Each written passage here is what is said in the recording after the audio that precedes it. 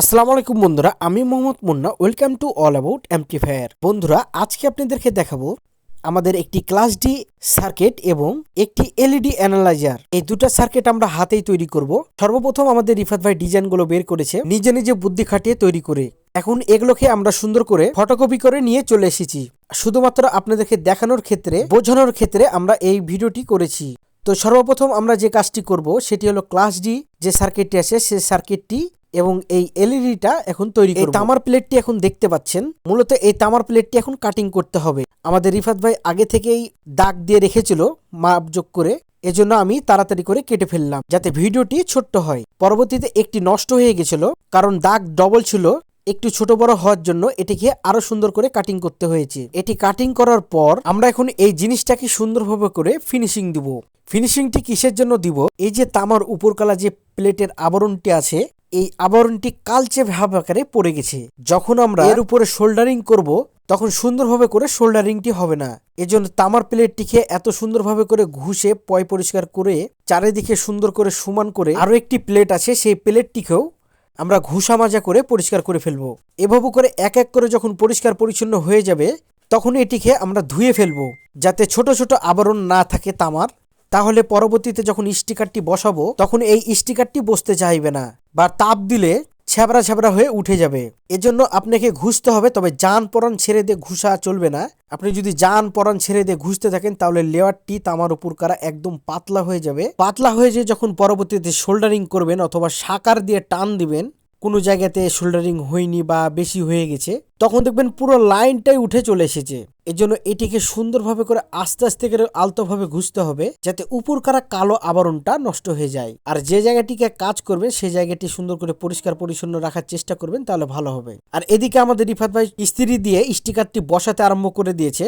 খুবই জলদি জলদি করে সে বসাচ্ছে, কারণ গরম অবস্থায় এটি করতে হবে, যদি ঠান্ডা হয়ে যায় তাহলে হবে না। দেখুন কি সুন্দরভাবে করে উপরের স্টিকারগুলো উঠে গেছে এবং আমাদের যেটি দরকার সেটি আমরা পেয়ে গেছি। আমাদের বানানো একটি বিশেষ একটি কেমিক্যাল দেওয়া হয়েছে, এত পরিমাণে ধোঁয়া হচ্ছে, টকবক করে ফুটছে। এর মধ্যে আমাদের রিফাত ভাই একটি অ্যাসিড দিয়ে দিল। দেওয়ার পর 5 মিনিটের মধ্যেই এই অ্যাসিডের পানিটি নাড়াচাড়া করতে করতেই উপরকারা যে বাড়তি তামার লেয়ারটি ছিল সেই লেয়ারটি গলে গেল।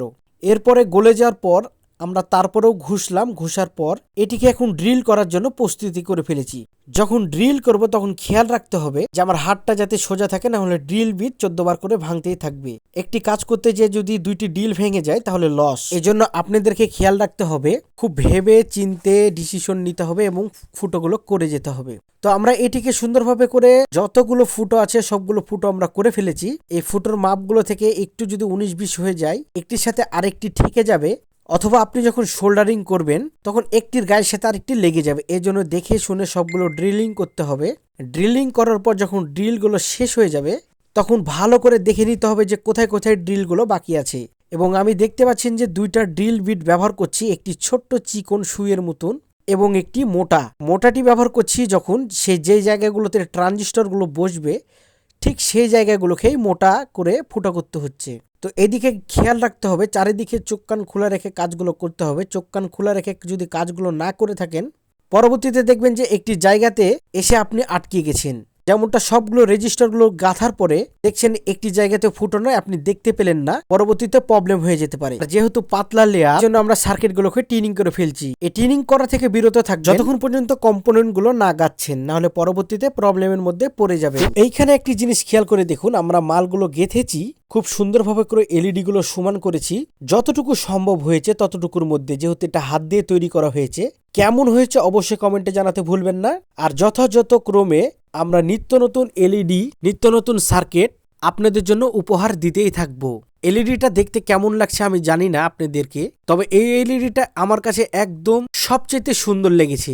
যেগুলো 90 দশকের এলইডি গুলো ছিল আগেকার স্টিক অ্যাম্পলিফায়ারের মধ্যে, এটা যখন চলছে ঠিক ওই রকমই লাগছে। আর পরবর্তীতে আমরা এই ক্লাস ডি সার্কিটটি তৈরি করেছিলাম, এটা সাউন্ড টেস্টিংটি একদম মারাত্মক হয়েছে। আর এই এলইডিটা দেখুন একবার কি সুন্দরভাবে করে জ্বলছে, খুবই সুন্দর লাগছে। যেহেতু আমাদের এখানে অনেকগুলো লাইট জ্বালানো থাকে, হয়তোবা বুঝতে পারছেন না, পরবর্তীতে এটার পূর্ণাঙ্গ ভিডিও নিয়ে আপনাদের কাছে হাজির হয়ে যাব। তবে এলইডিটা কেমন লাগছে অবশ্যই জানাবেন। ধন্যবাদ সকলকে ভিডিওটি দেখার জন্য। আসসালামু আলাইকুম।